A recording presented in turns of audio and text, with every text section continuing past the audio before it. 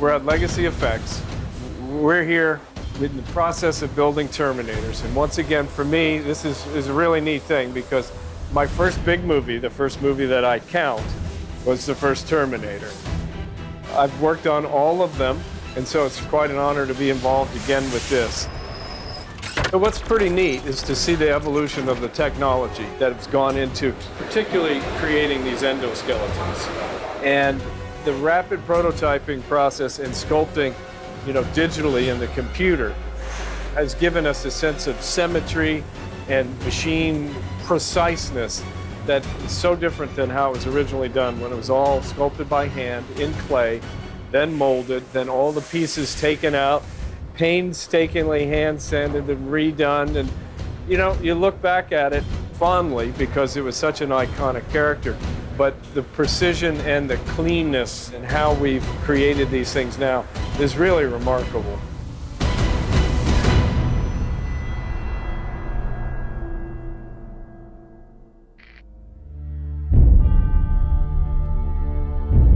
When it comes to practical and creature effects, there is nobody that does a better job in our industry than Legacy.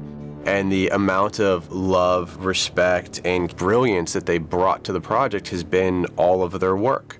Literally, there was no question to us that they had to be a part of this. We were updating some of the look of some of our creatures. The T-800 endoskeleton is adapted a little bit, and they were so familiar with Arnold, which is a big part of it. He was the first fully body scanned actor, I think, way back when they were doing it last time, so they still have that around. And just the use of prosthetics on him was always kind of flawless, and a lot of talk about how much can you damage Guardian, how much can you damage Arnold, you hang on to the humanity in this creature. They already had a vocabulary for that because they'd been through it before.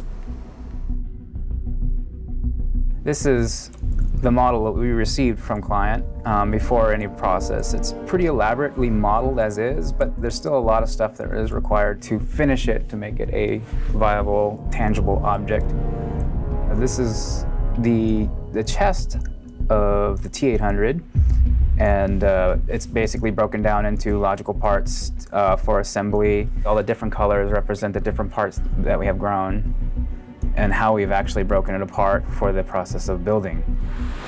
The final endoskeleton is made out of various kinds of epoxies and urethanes and rubbers, but that stuff is not self-supporting as far as strength goes. So we had to put a skeleton inside of that that's mostly made out of precision machined aluminum.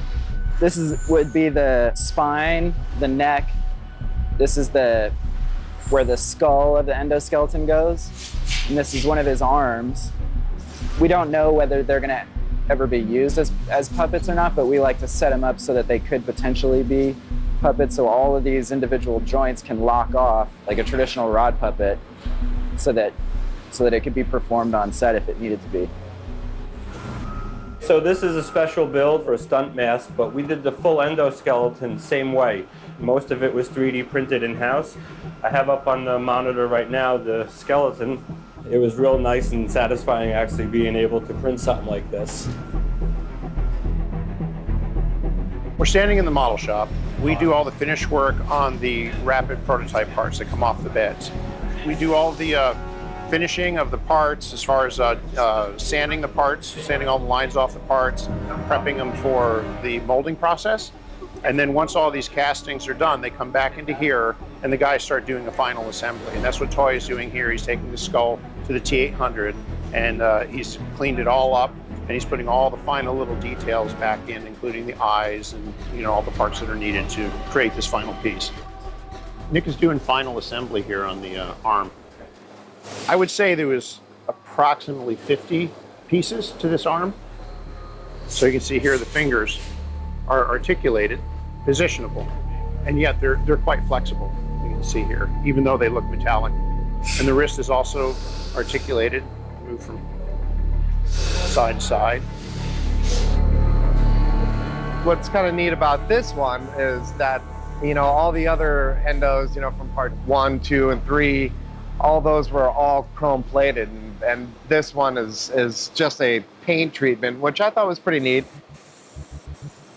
From head to toe, every little nook and cranny that you see in here has to get a black wash on it. And you can tell from where I did do it already, where it looks darker than where I haven't done it on the chest, which is real bright.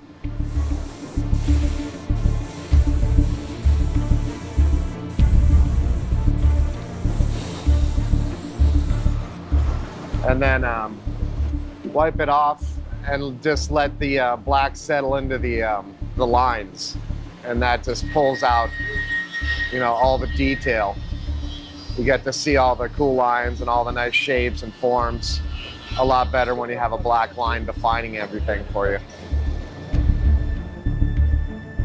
Wanted to introduce you guys to the T800 endoskeleton.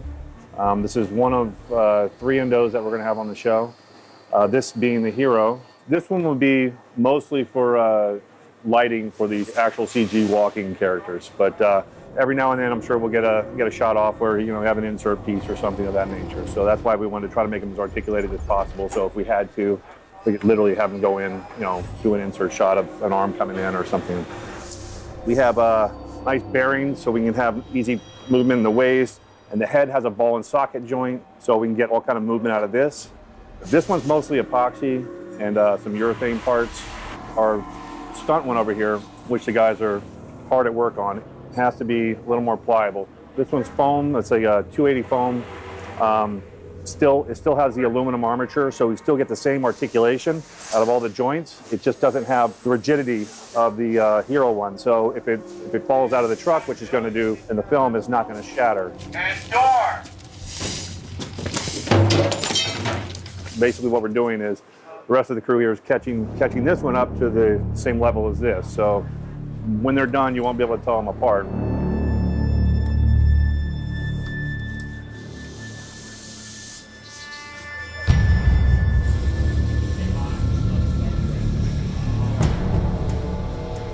Then we're doing an old 1984 Arnold recreation of him. This is all sculpted traditionally the same way in clay, the whole body. It took me about 4 weeks to do. I got as much reference of Arnold as I could, and I sculpted it over a scan of Arnold from, I think, 2002, 2003. So he was in his 50s, so I took that, which gave me all the proportions of Arnold. And then from photo reference, I had to go back in and bulk him back up as he was in 1983. After, I think, he had just finished his last Mr. Olympian, so he was pretty buff at that point. So it was going back in, making all the proportions, all the muscles there, but then going in and mapping all the veins in and making sure it's as accurate as we could make it. This is a sculpture done that we actually did from Terminator 4 that we reworked for this new one. This was Arnold back in 1984. This is based on old life casts that we had and photographs and stuff. And then this is a life cast of Arnold that was taken a few months ago at age 67. So I think he's 38 here and 67 here. It's soft silicone to a certain degree, and then it's rigid foam inside. And then in the stomach, it's deeper, so it can flex and move, and everything can, you know, move around naturally. Like, you know, we have the neck, and on the day when this is like when it's dead Terminator, we'll pose this in whatever pose we want, and we can lock it off. It took us about 2-3 days to put the endoskeleton inside the head and the chest wounds and all the different various wounds, and then all the hair. The wig is all hand-tied from here back on lace, and then the whole front edge, as you can see, is all punched in one hair at a time. See how fine that is? And then styled and cut. And then all the eyebrows are punched, and the eyelashes are punched and curled as well. I did the whole body, and then the legs are based off the same mold. So I think we're doing 12 pair of legs that are going to have a frozen look, and they're going to be hanging in the factory. I'm working on Terminator legs here, and we're casting them out of Platsil Gel 10, which is a platinum silicone, non-toxic, and it has been tinted to look like skin. It's a 2-part silicone that, when added together, you'll have a pot life or a working time of about 5 minutes, and it has a very flesh-like feel to it, which makes it perfect for using for legs. You brush them in a layer at a time, and then you build it up to the point where you can put the steel armature in so that it can move, and then you backfill that with a foam so that it's got a nice squishy natural feel to it. We can do about one a day. It takes about probably 6 hours maybe. When the piece comes out of the mold, it obviously has a seam line on it, and our job is just to erase that so it doesn't look fake. The hardest thing to pull is obviously the human eye. You know, if there's a few little dotted line of a seam, the mine actually fills it in. You always see the line, so you really got to work hard to confuse it and hide it. We're just mixing up some material and putting it over the edge and smoothing it out. And then once we've done that, then we go back over and try and match the texture that the sculptors have done.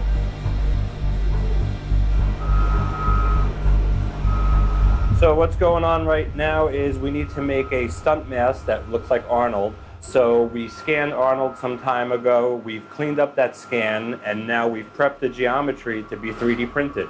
I can open up the hood to give a little bit more insight. So it's printing right now face down at a 16 micron level, which is smaller than one of my piece of hairs. With every layer that goes back and forth, that's one of the layers of the geometry building it up.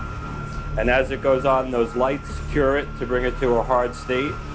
And then once it gets 3D printed, it'll be handed over to a makeup artist / sculptor to bring out even more detail in it. In this scenario, Arnold's gonna take about 29 hours to print his full face. So we have just about 29 hours left. It pretty much just started. So tomorrow afternoon, we'll have Arnold in our hands. And we're also doing lots of prosthetic appliances. This is a big part of the Terminator movies, always have been. So here we have a map to what the makeup is eventually going to be like. There's 5 different stages to the Arnold makeup. In each new stage, there's anywhere between 3 and 6 new appliances added. So he starts out with the basic Arnold Guardian. Then he'll get a couple of new scars. Then we go to phase B, new scars being added. Stage C, looks like there's 9 more scars being added, all the way up to the point where he becomes the really disfigured Terminator. This is a glue that we glue appliances on the face with, and what we're doing here is we're making a self-sticking appliance. So we're taking this liquefied glue and turning it in front of a little bit of heat and air for hours and creaming it to almost like a peanut butter paste. We figured out with our acrylic colors and some flocking the proper color to match to Arnold Schwarzenegger's skin tone. So once this is a nice thick peanut butter, we'll take this and put it into molds that we have outside that I'll show you now. So what Ken's doing here is he's just spatulating the prostate into the mold, making sure there's no air bubbles, getting all the detail captured. And once the prostate's in there, a nice even level, he's gonna take the acetate plastic, he's burping out all the airs, and he's gonna create a blend edge that'll blend down to Arnold's face.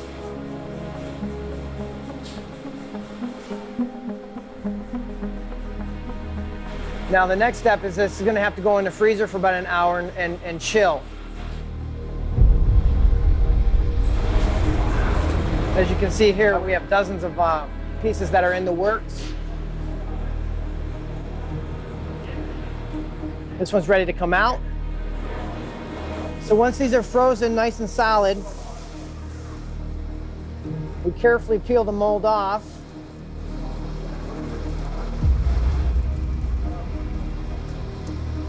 And here's the appliance, but it'll never really go translucent. So what we have to do is we take this appliance, we put it into a convection oven or dehydrator for days. Then once it comes out of the oven, it'll go into our box and it'll get shipped to set for application. When I look back to what we did back then with a small group of people, it's a classic film. But technically, you keep getting better, and the bar keeps getting raised, and so the standards keep going up. And it's very photoreal now the way the appliances are being done. And then what's genius about it now, what we couldn't do back then, was the blending of the CG with the prosthetics. With prosthetic appliances, you can only build up onto the skin; you can't take away. So what's fantastic, and we did this actually back on T3 for the first time, was removing from the actor, which you can do, you know, utilizing the combination of CG and the appliances. So it's, you know, bringing to bear all the state-of-the-art tricks of the trade to, you know, make this movie